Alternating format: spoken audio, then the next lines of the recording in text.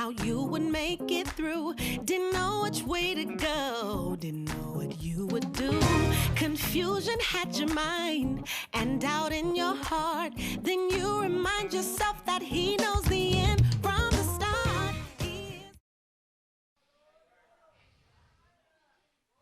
You got to know this. You got to carry it with you. You got to know it in your bones. Well, preacher, what you gonna preach?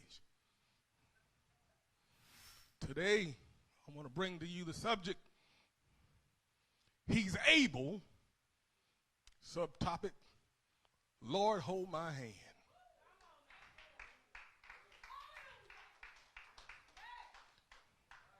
He's able. I know he's able. I heard he's able. I felt he's able. But God, because you are able, I ain't walking this by myself. I need you to hold my hand. Y'all gonna have to help me. I feel like preaching. You may be seated in Jesus' name. I ain't got time to play with you today. I don't have time to play with you today. I came with a message from the Lord.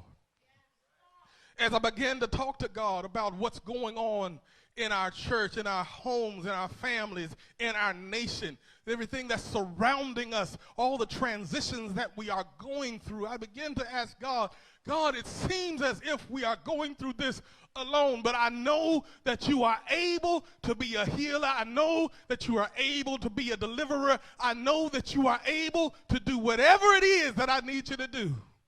And we as a church know that God is able to do anything.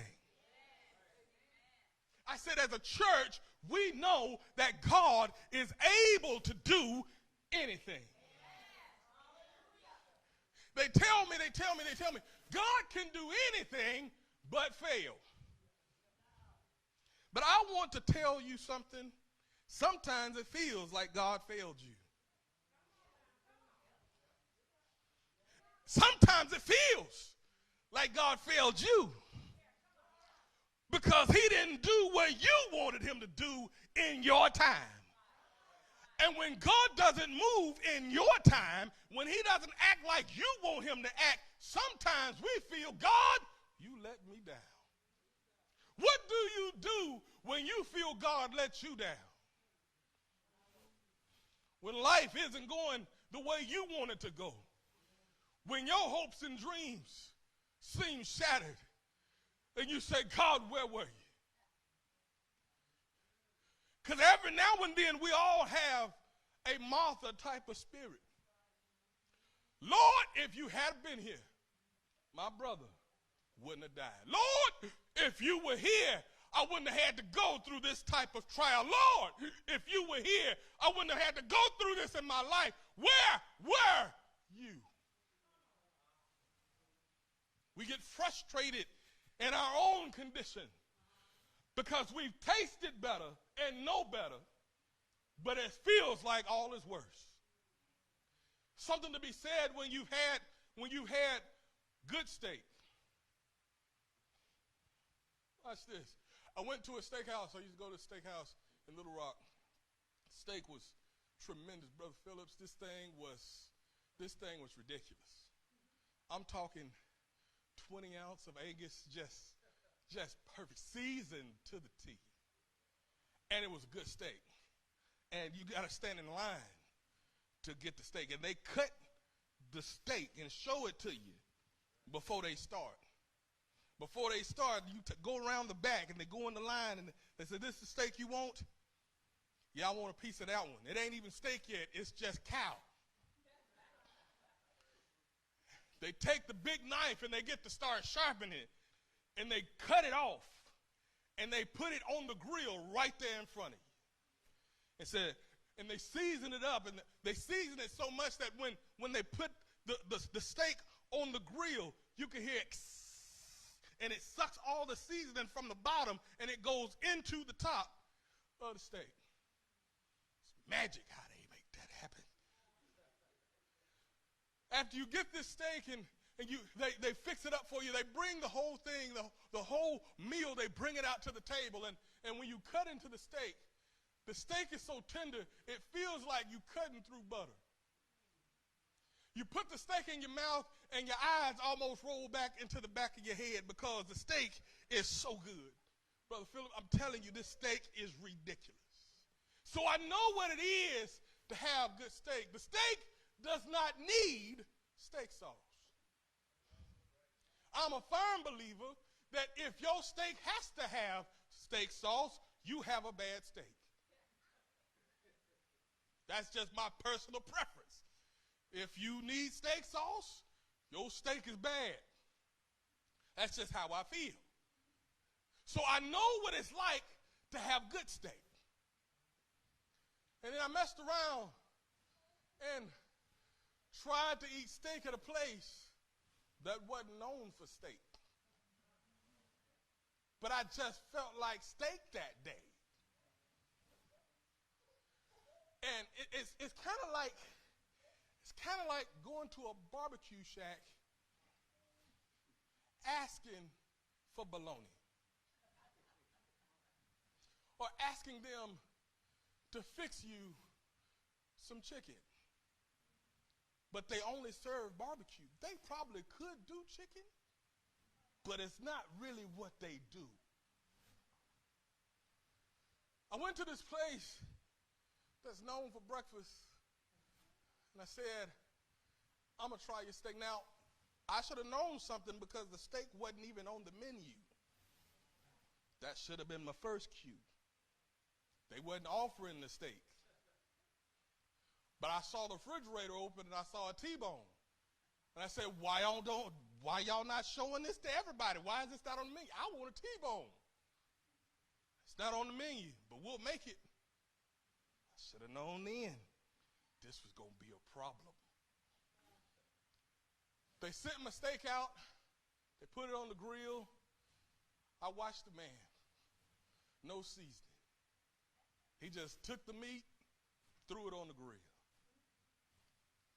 And then he flipped it over, and it was on the grill a little bit longer.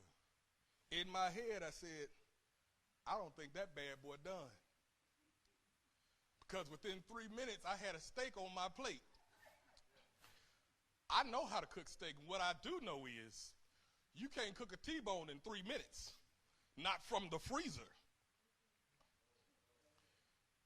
I cut into my steak, and not only was it not done, but it was pink and red all through the steak. It wasn't bleeding because it had been in the freezer too long. Because again, it was not on the menu. I got my steak. I told them, I said, this ain't done. I need y'all to try again. They put it on a little longer. They put it on my plate. Now, in my head, I know what good steak is. I've tasted good steak. And I looked at this steak, and it really didn't pass the eye test. Because my good steak was about yay thick. This steak was about this thick. I said, that's all right. We're going to make this happen, Brother Marvin. I looked at it. I said, Brother Marvin, I looked at it, and I said, well, I'm going to try it anyway. I got steak sauce on the ready just in case. I cut through the steak, and the steak almost looked like I wanted it to. But I said, I'm not sending it back again. I'm just going to eat it. I cut it. I put it in my mouth, and I instantly became disappointed. Because my expectations of what I'm used to was now realized that it was nowhere close to what I'm used to. I realized that this steak was one of the worst steaks I've ever had in my entire life. And right there, God hit me like a ton of bricks. He said, you remember when people's prayer life and their study time was on 10? When I cut into them, it tasted like great steak. And then, all of a sudden, your spiritual life gets put in the freezer for a while. You're not hot, you're not warm, just cold. Praise and worship go, we just cold. Prayer go up, we just cold. Folks studying, we just looking, just cold. Service going on, we spinning our phones, just cold. Preaching going on, we lost, don't know what's going on, just cold. The Spirit gets a hold of you, try to grab you and push you, and you somehow make your way to get close to the presence of God, and you just offer him a that'll do praise. So I'll lift up a hand with an attitude. And then I expect God to move mountains.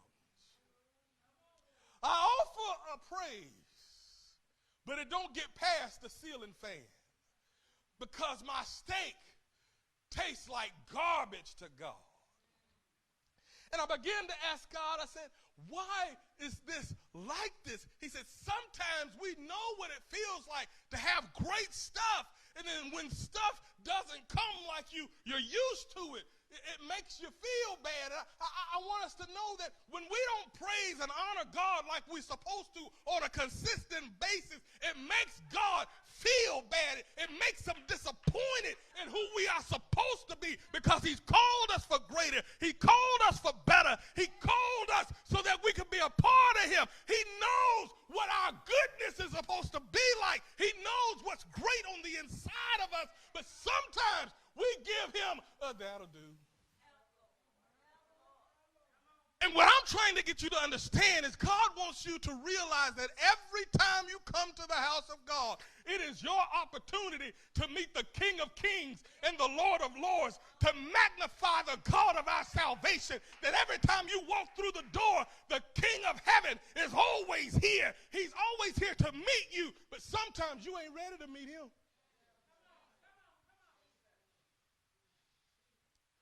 I began to ask God, I don't know what season this is, but I do know I do not like this season. And I'm ready for the season to change. Because it seems as if I've been going through this way too long. I said it seems as if the people of God have been going through this thing way too long. I do not understand why seasons seem longer than others. You know, down here in the South, we have 4 seasons. Weather seasons: spring, summer, fall, and winter. But there are some states up north, it seems like they got 2 seasons. They got hot and they got cold. Seems like there's no in-between ground. There's some places that some seasons seem longer than others. But I began to ask God, I said, God, when is our season about to change? He said, it doesn't matter when the season changes because you're not going through this season by yourself.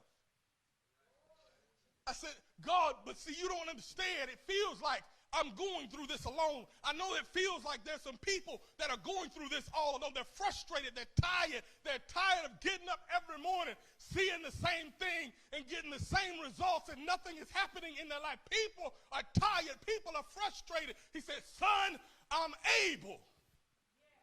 I know you're able, God. We hear that all the time. We sing the song. We say, son, I'm able.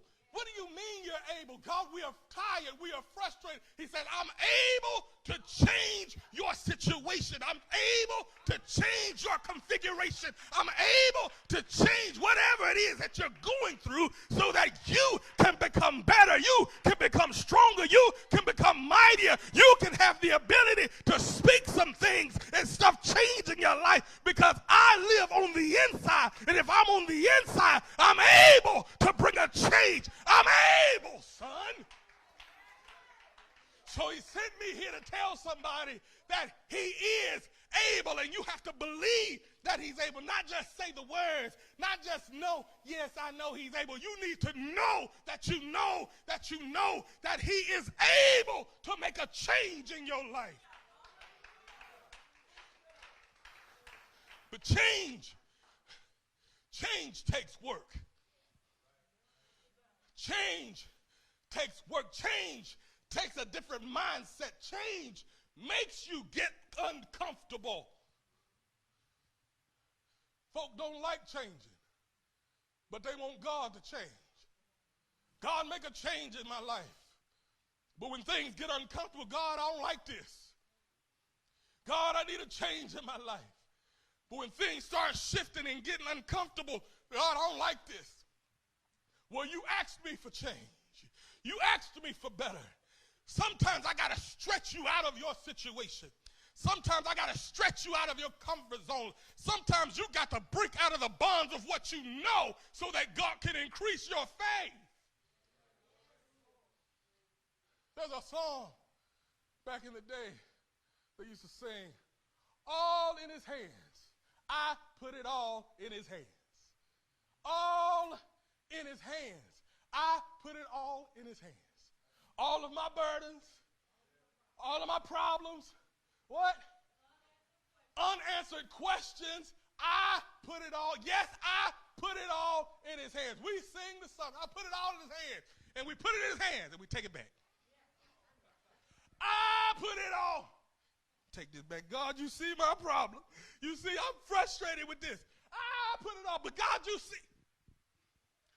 If you put it in his hands, leave it there. That's why the scripture said, now unto him that is able. In other words, I put it in his able hands. I realize that what I'm going through is bigger than me, and I can't leave it to myself to figure out what I need to do. But if I trust God, I can throw it into his hands. Whatever my future is, God, I throw it into your hands. Whatever my problem is, I throw it into your hands. Whatever I'm dealing with, I throw it into your hands. And now that I've thrown it into your hands, God, hold my hand. Hold my hand. I feel like preaching. I can remember when I was a younger child and we were going downtown Helena and we were parked down on Sebastian, and there's some businesses there, and there was an old pawn shop there and some other stores, and there was a law office that was across the street and a gas station over here. And one time, I don't remember why we were going into this building, but I do remember I wanted to just take off running because that's what children do. They have legs and they have energy. And the longer they stay there, the more their legs get to move. I watched little mama this morning. Elder Jones put her down, and as soon as she put her down, she took off running straight down the aisle because they have all this energy, and they just need to go somewhere. But energy pointed and not directed is dangerous. Y'all missed it. Energy pointed and just let go and not directed and led is dangerous. And I remember I was about to take off because I was always one to just go take off. I'd take my little truck, put it under my arm, and I'd walk off in a minute. But I remember very distinctly one time I was getting ready to get moving, and my mom grabbed me, held my hand. And as much as I wanted to go, I felt calm. So now, wherever she walked, I walked. It didn't matter where I wanted to go. She was leading me where I needed to go. That's the problem the church have.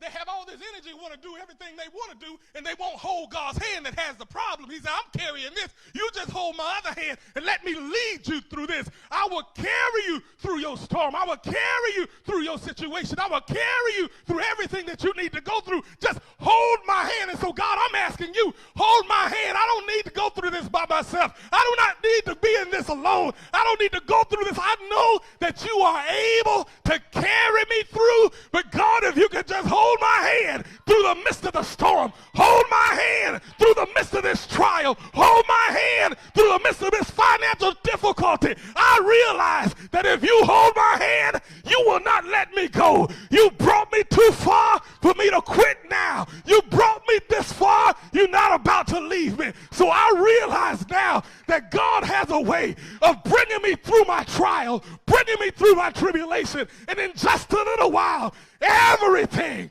is about to turn around for my good. I realize that just in a little while, he's calling me by my name and said, come up a little higher.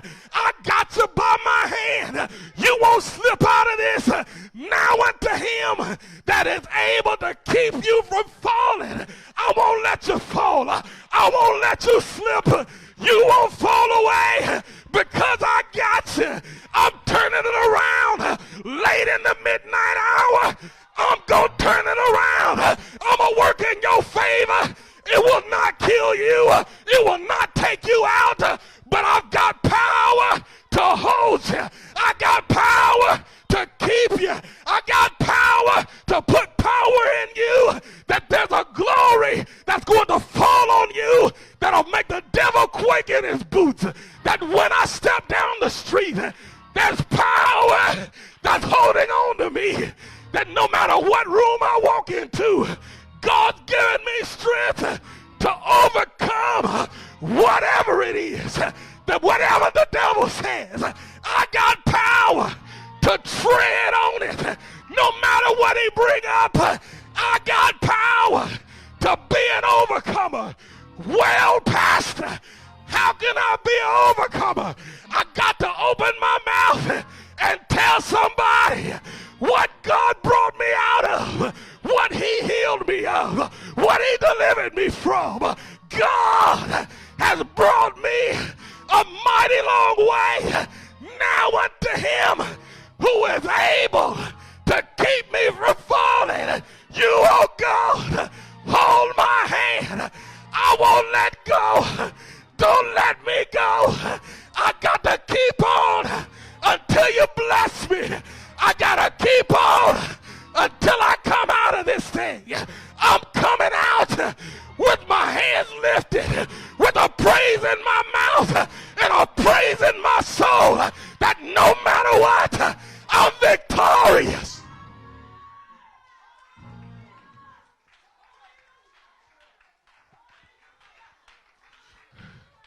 The devil thought he had me. He thought he had me tripped up. He thought he had me messed up. He thought he had me about to quit. But he should have killed me when he had the chance. But because he didn't kill me, God's given me more power to bruise his head. And I'm going to keep on bruising until God gives me the ability to cut his head off.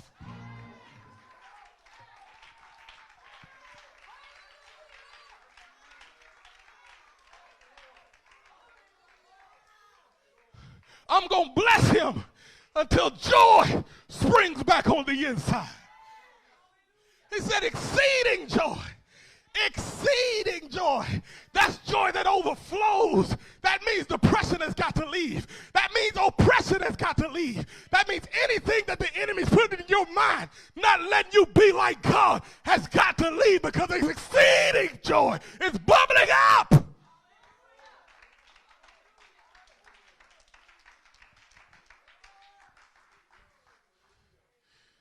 Now unto him that is able to keep you from falling and to present you faultless. Faultless. That means without blame. It means that he can present you without blemish. He can keep you from being scarred and marred. I preached a message about the potter and the wheel, and Bishop preached one time being marred in the potter's hand, but the good thing is that as long as you're in his hand,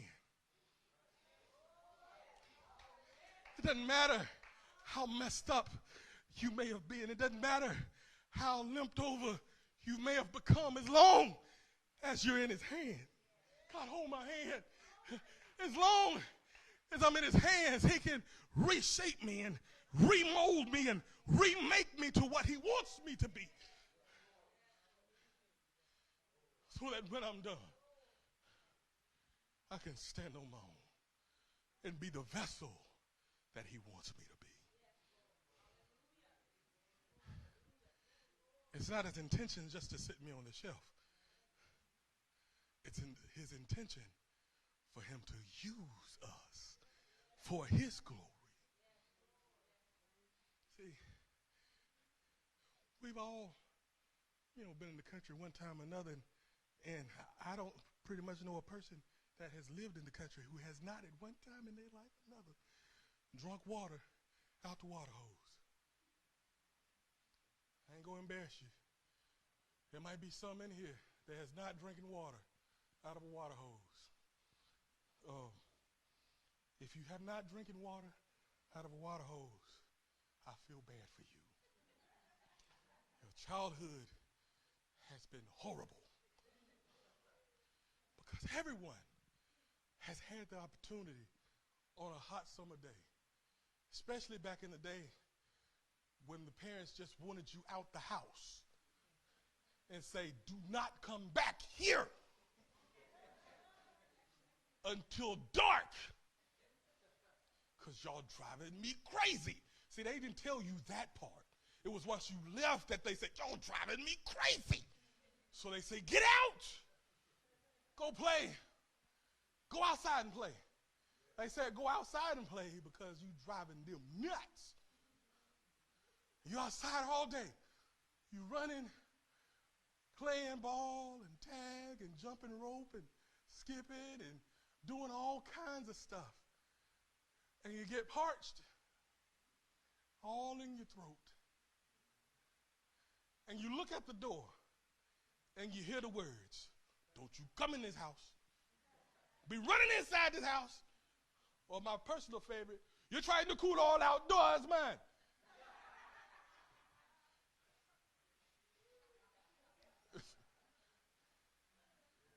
So you look at the door and you realize, I can't go there. So you go to the water hydrant, turn the faucet on, and the water comes out the hose. You got to wait a minute because when it first come out, it's hot, ain't it? You can't do that. See, I'm teaching y'all something that hadn't done that before. Don't take that right out. You got to wait. Eventually, it'll get cool. And when it feels like it's 98 degrees, it might feel like it's 107 outside. It's okay. That water hose will make a difference.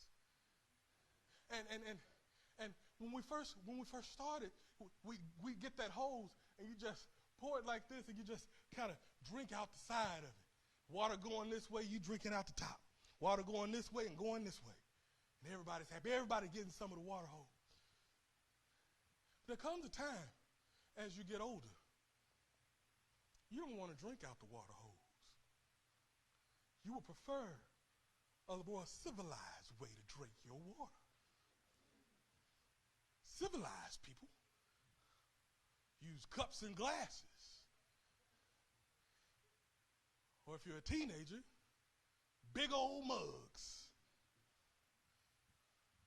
And you pour your water in the mug or the glass or the cup.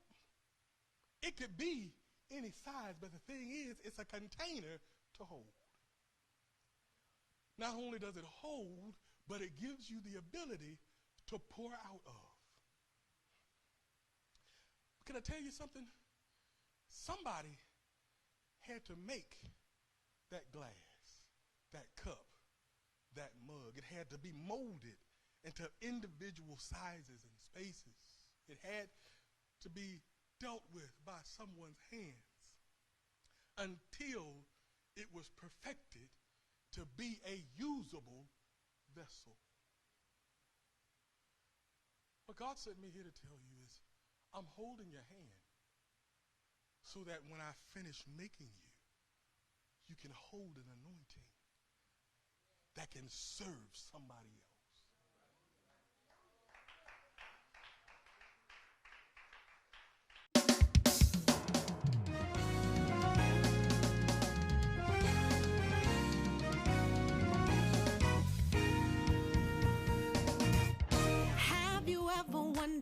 How you would make it through. Didn't know which way to go. Didn't know what you would do. Confused. confusion had your mind and doubt in your heart, then you remind yourself that he knows the end.